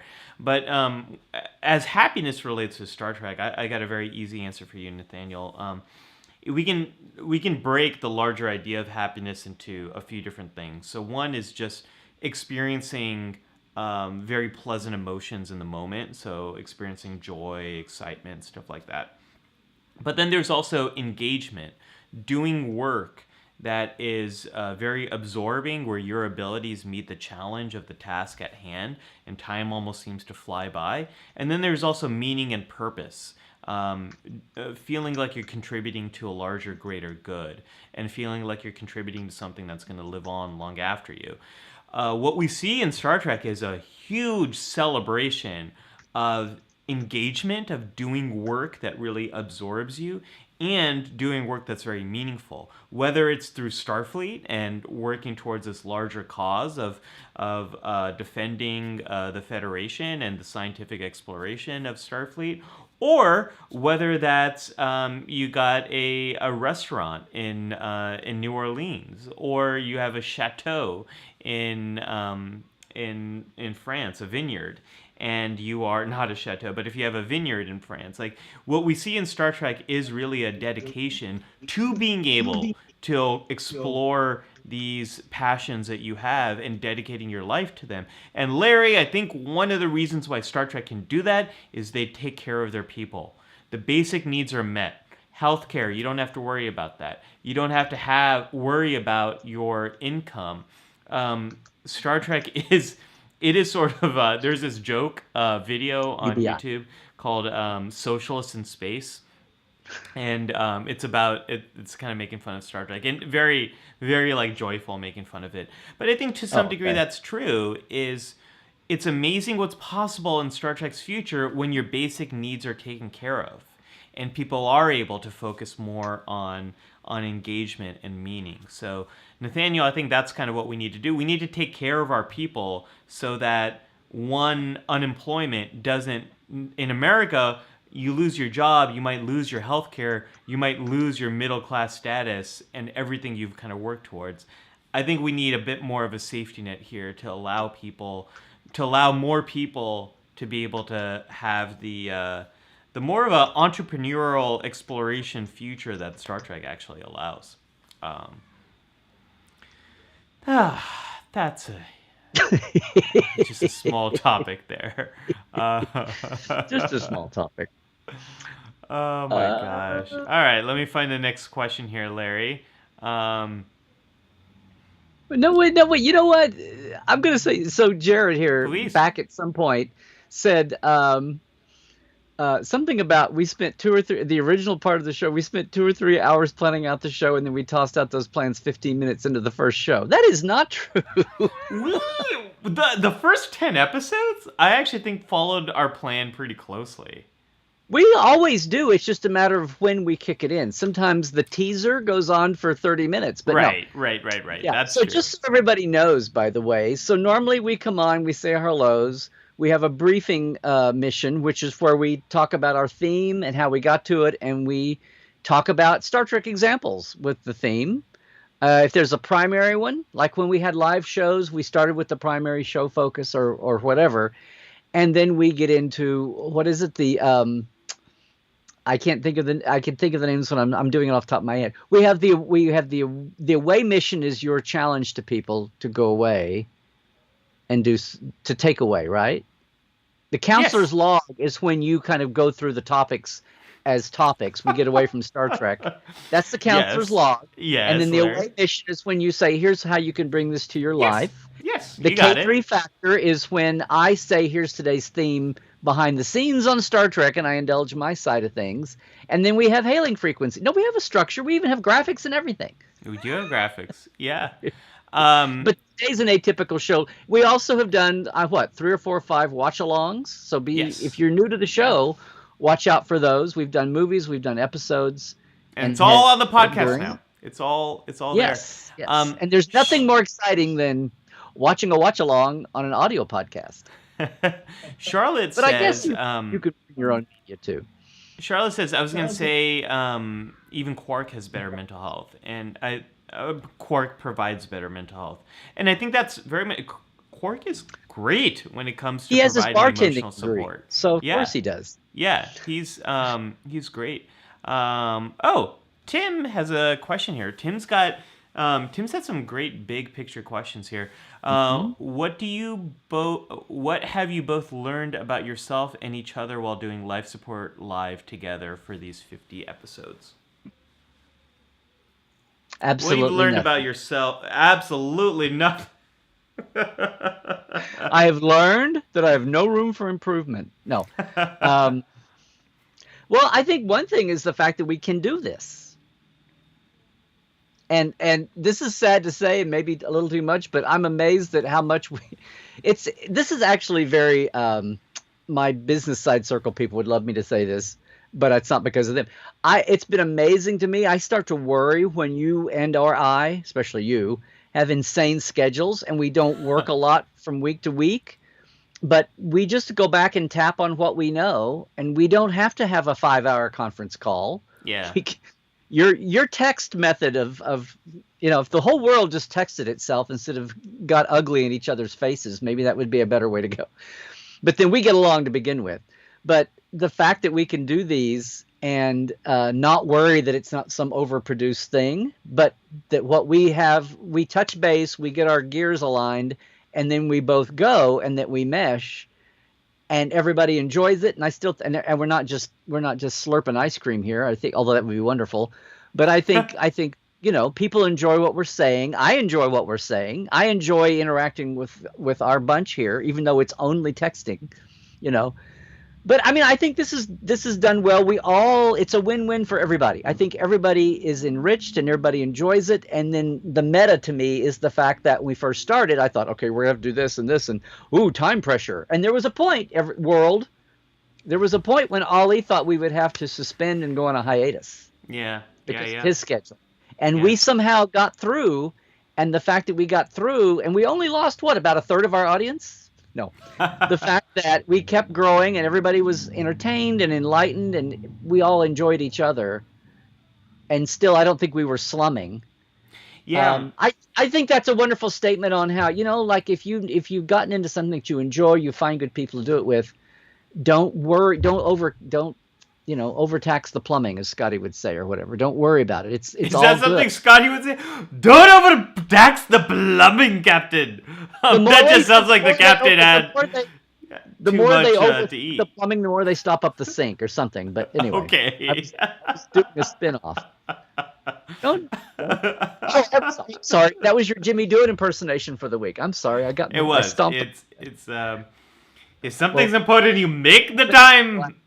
I was gonna say something similar, which is I think the most important thing I've learned about each other is I've learned a lot about Larry by doing this. A lot of what I was gonna say, I've learned a lot actually beyond Star Trek. We both share a love of musicals and of Broadway and of those are things that have never ever come up in any of the in-person contact that we've had. But when you just spend this much time with someone, you're bound to understand more stuff about them. And I think I've understood a lot more about Larry outside of Star Trek by doing this thing together. I think the thing I've learned about myself is similar to what Larry said. Is this is much more about coming together as a community than it is about like segments and facts and all of that sort of stuff. And the time that I wanted to actually stop the show was around, I think sometime around the fall, when I was just so overwhelmed with work. And Larry said, hold on, let's see, like, how can we make this work more? And I think what I did on my end is I tried to do a lot less planning and go with stuff that I just knew more. So it would require less planning. And I think that's allowed us to just kind of focus more on our time together and being together, which I think is really why we started this in the first place. So, yeah, that's a great question. So thank you for that, Tim. The other thing I would say is it's been fun for me to watch you be young dad. And the Really? trials and travails of having a little one around the house and all of that kind of thing, because it took me back a little bit. But I was just, I was kind of thinking, it's like, oh my God, if I was trying to podcast and be live streaming now when the kids were little, it wasn't so much about them having, about them, I think, although maybe I'm rose colored. To me, it was all about like driving people. And maybe this is more middle school and high school than it, but it was like driving people after school and picking people up and doing all that and having that chunk up the time of day, rather than having the classic nobody walked in on YouTube streams because we didn't YouTube stream them.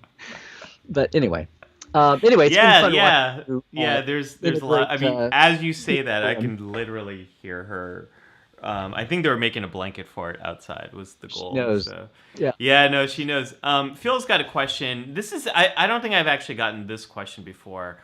What's your favorite season of each show? Ooh. Second season original series. I would say first season original series for me. Okay, I liked it when things got mature, when the formats matured, but before they got weird. Yeah. TNG? TNG. I think I would say season 4 or 5 would be it for me. Hard to pick. Or maybe even 3, just because 3 was the turnaround year when they went when from When Riker got the the beard. shows to, huh? Yeah. No, that was second season. He He got the jumped beard, the beard. second season? Yeah, yeah, Yeah, very nautical of yes, him. yes. He didn't want to make waves, but they insisted. Um, DS9? Voyager favorite season of DS9. Voyager? DS9, then Voyager. Oh, sorry. Uh, Season 5 for me of DS9 as well. It's when everything just started breaking apart in terms of the Dominion, I think. oh, okay. See, I think of it in terms of the shows I enjoyed because they see this is with DS9. It's all I mean, it's obviously the first couple years were different. First year was different than second. Second, each year had its own defining thing.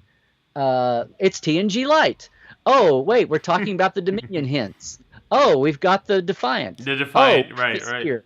The Worf and the Yeah. Klingon Civil War is a detour. Okay, fifth season, and then sixth was Dominion Part 1, and seventh is Dominion Part 2. And every season had wacky, the one-off shows. Bada Bing, Bada Bang is another one that's a one-off show. And it was That's a like great right one. before the darkest of the, they're like, we're going to do one more wacky show before we hit the dark ones.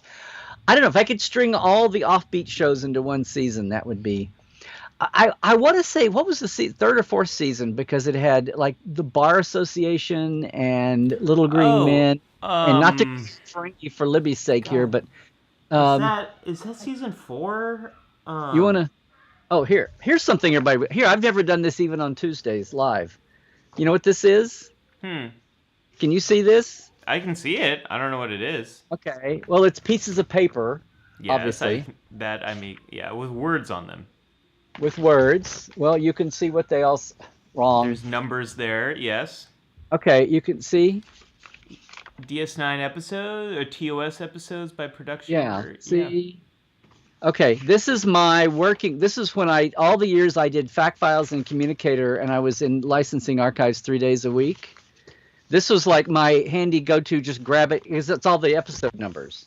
And Oh, no, nice. it wasn't like 3.22 for season 3, episode 22, which is all the. This is like the production numbers, which is what we all used before the world went to DVD boxes. But anyway, but you can see how. Yeah, it's been through some stuff. Yeah, it had like 15. Anyway, I would like keep adding new, and it still sits up here. I'm gonna do it to pieces. There's the So Little TNG Green list. Men and Bar Association is when? Oh, that point. You're gonna like drag me back. We got a lot of questions, Larry, and we got 10 What a minutes. concept! What a concept! I'm gonna say third, 1, 2, 3, fourth season. Yeah, that sounds right. Okay, Voyager. Let's go. Let's go with the canon. Voyager. Voyager. Oops, I forgot about something. I'll say Seven's first season, fourth season. So season 4. I was going to say season 4 as well myself. That brings us to Picking up Enterprise. one. Enterprise. Yeah. It's season 4 of Enterprise, Oh, right? season 4. Yeah, Enterprise is yeah. easy. Enterprise is easy. Discovery, season 3, season 2 or 3 on Discovery. I would Picard, say. season 1. Yeah, I would say season. It's hard between season 2 and 3. I would say season 3 probably.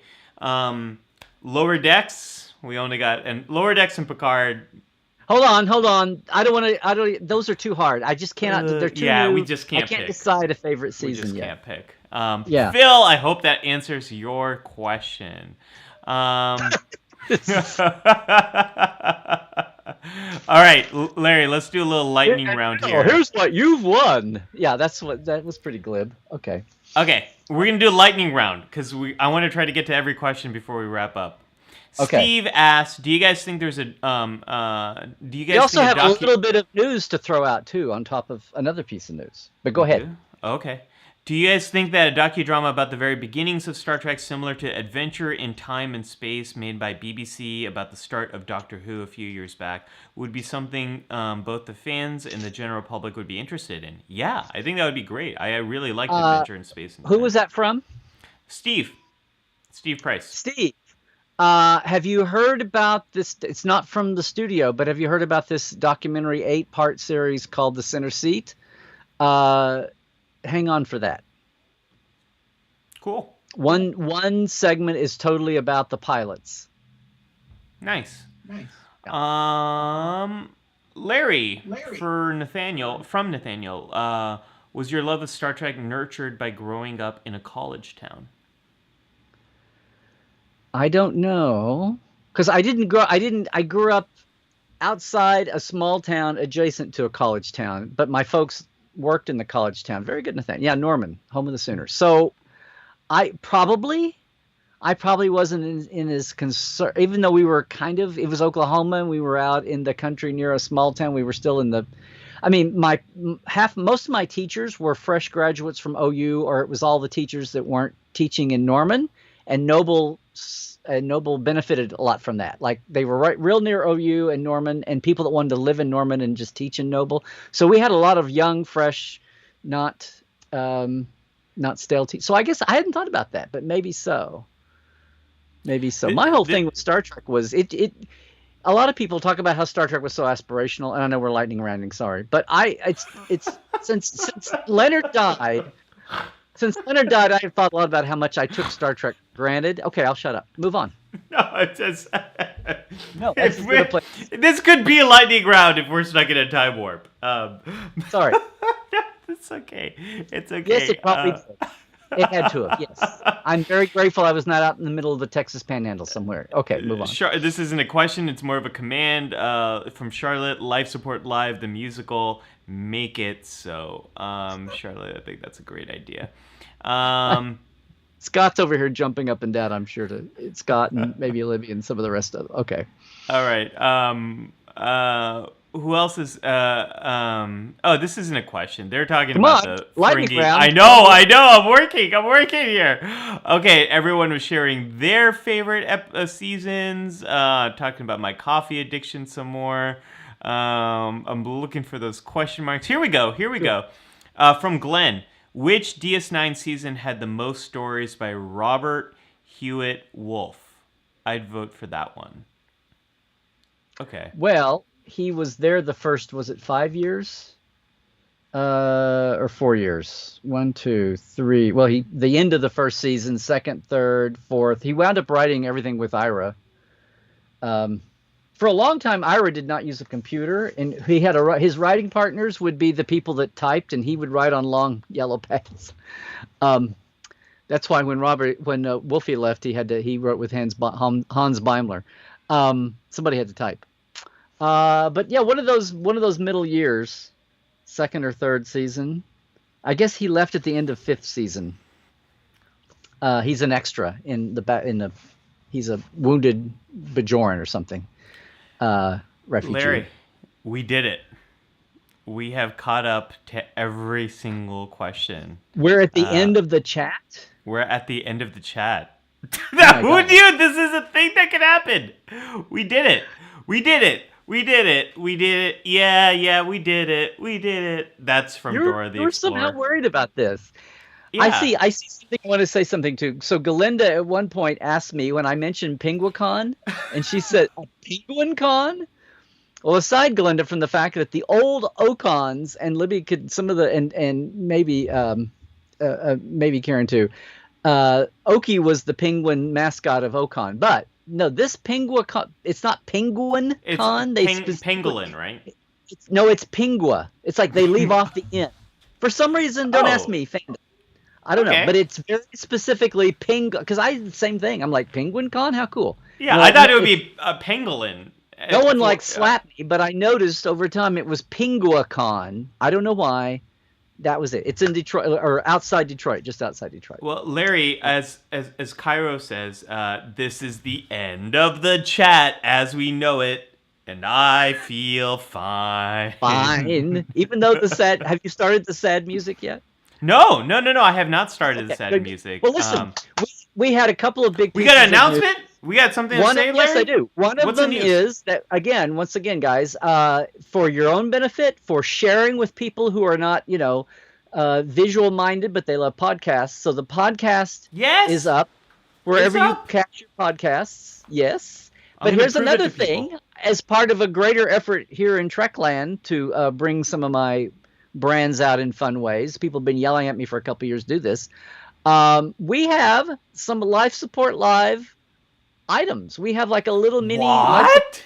store now. Yes. What?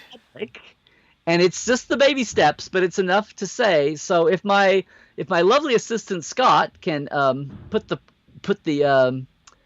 URL in the chat there. So we just have a few things up, but basically it's like for glasses and T-shirts right now. Someday soon we may have coordinated drinking. What does he say? Break out your drinking stuff. What does Oxmix say? Break out your. He says we'll break out your drinking glassware. Anyway, we can do that some week soon. So guys, it's all set by TeePublic. It's the on-demand thing. So we have no control of sometimes they have sales, so we're not setting anything. But there we go. We're basically like putting logos on things. It's very simple. Charlotte says, "Take my Latinum." Charlotte, unfortunately, we do not accept Latinum. Cold hard cash is all. We're so all retro we that take. way. Yeah. Actually, we don't even take cash. It's all credit card. But to prove it to folks, check this out. Life Support Live, the podcast. If my camera wants to refocus, Larry, it doesn't want to refocus. How am I going to prove it to people? But anyways, look, episodes, all of them. There's so many. You can listen for hours and hours and hours. You could start listening now, and maybe you'll be done by next week's episode. Maybe. I don't know. 49. There's a lot of episodes. What's 50 times 2? 100? That's 100 hours. How many days is 100 hours? You know what? I was going to say 49, but we had a trailer shorty at the beginning, right? We did. So there's 50 titles there. Yeah. Yeah. It's almost what? It's like 5 days of audio that you can listen to. So there is that. There is that. See.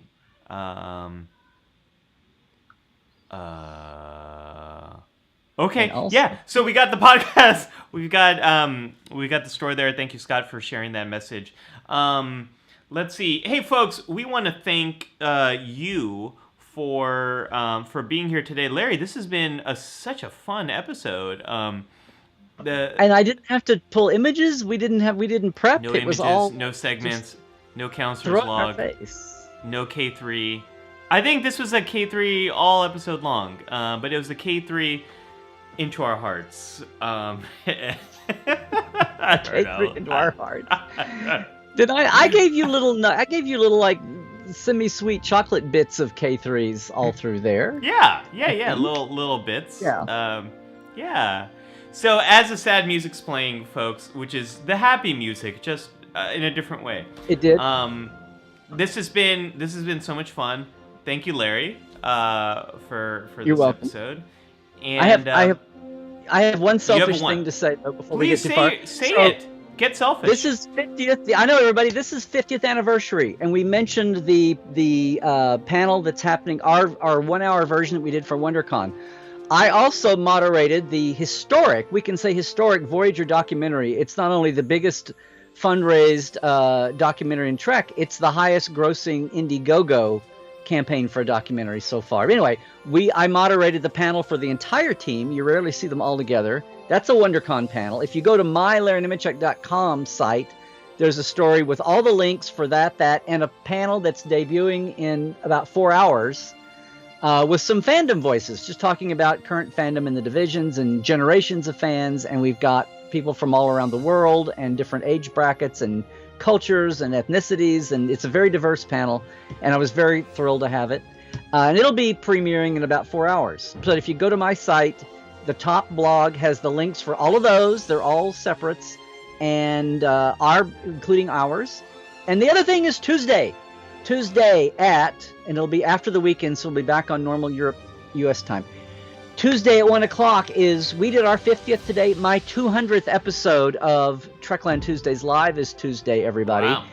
If you go to LarryNemechek.com, 2 things. 1, I'm doing a pick the winner for the theme. So my theme topic of the day is I'm going to pick it from whoever sends me whatever. And when I'm setting up the store, the winner that I pick will get a piece of merch, a glass or something. But also, I'm having a drawing for 2... I don't know if you can see them here, but it's the Star Trek Lost Scenes book, still in a shrink wrap, and a DS9 Defiant new handbook from Eagle Moss. Still Knit Shrink Wrap. So we're giving away those 2 live on the air. And we do like this. I have chat with everybody. That's Tuesday. If you have not been over to see, it's live later. I mean, it's like we are. You can catch it later on the archive. But please, I'd love for you to join it. If not, at least come over and sign up for prizes and things, and just be aware and share and all of that fun stuff. So it's been a kind of a blitz of events here this weekend, but I love our lifers, and this has been everything I'd hoped it would be. I'm so excited to have the store. I'm so excited for the podcast to be up. It's like we've been around a year, Ollie. Yes, we have. Linda, I think, has said it well here. She says, "Thank you, Larry and Ollie, for being the bright spot at the end of the week that got us through the pandemic." Thank you, Linda, for that. That's we've all kind of gotten each other through this. This has always been a bright spot of the week. So much fun to be able to talk Trek. Larry, we still have our 1-year anniversary coming up. That's coming up in April, in just under 3 weeks now. We'll be celebrating 1 year. And until then, folks, we'd love to stay in touch. We have a Discord community. The link is in the description. Oh, the Discord! My gosh. Yeah, we'd love to see you there more. We'll probably do some kind of watch along there. Not like a show watch along, but like a watch along where we can all actually just like talk to each other while we're watching along on Discord. We'll probably do that sometime soon. If you don't have a Discord account, go try it out. Even if you don't, go try it out. Just start an account and you'll be ready to jump with us. It's different than Facebook. You don't have to use a real name. You can use an alias. It's very easy to get into. So check that out. And Larry, I think I was surprised. Discord is not just for texting and messaging. You can do audio, you can do video, and we'll be exploring that. Yeah. So and Scott just shared that link. Folks, we'll be back next week with a regular episode, and we're gonna do something else fun and special for our 1 year anniversary, which is coming up. And until then, folks, thank you for 50 episodes. Thank you, Larry. Yes. And I hope everyone just keeps on living long and prospering long. Truck well, everybody. Bye, everyone. See you next week. Yep. Do-do-do-do.